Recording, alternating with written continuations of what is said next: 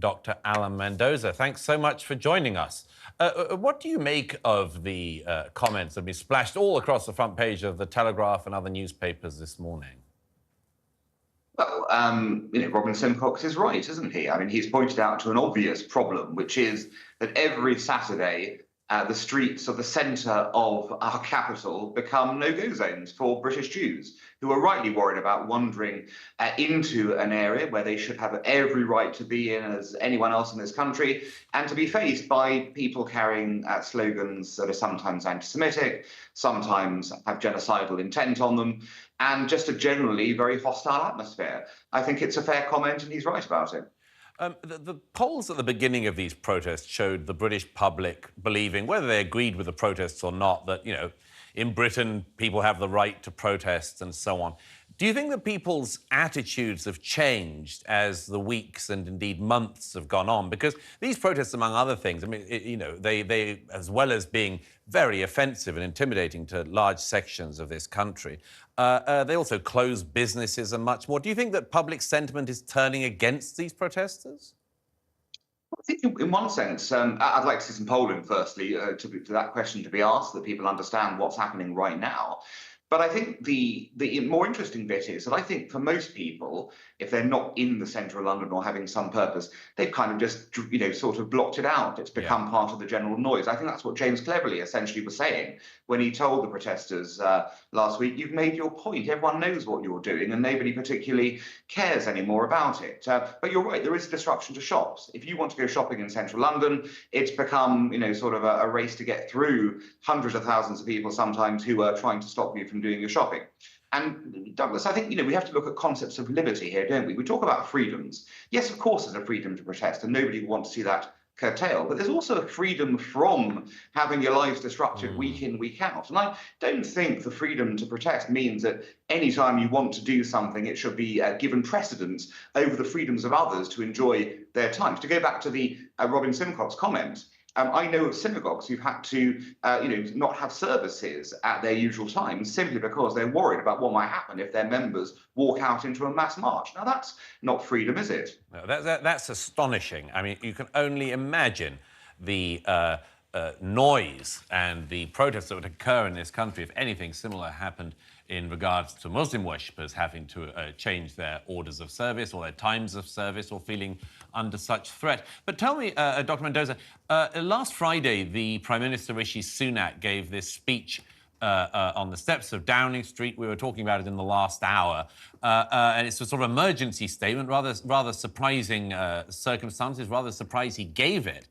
And he talked about what you've just mentioned, the problems that the protests have brought, that the message has effectively hit home, but, effectively called on Britain to be more resilient towards extremism.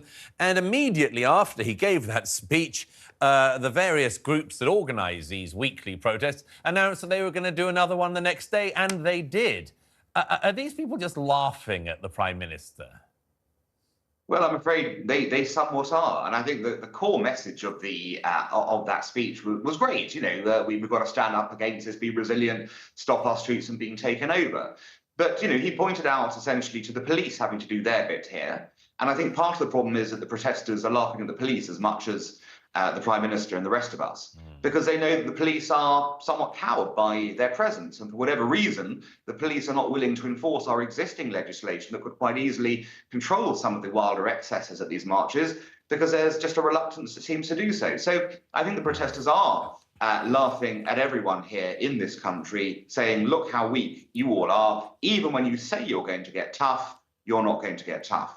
Well, let me bring you to an example of that. You mentioned the existing laws that the police are not using. The Prime Minister talked about new laws that he might bring in. What new laws are needed? I mean, we were talking also in the last hour about the burglary rates in this country. Half of burglaries in the UK don't even get anywhere near being solved. And as far as I know, burglary is already against the law. And nothing happens about that. So, I mean, what's the point of new laws and what would they even be?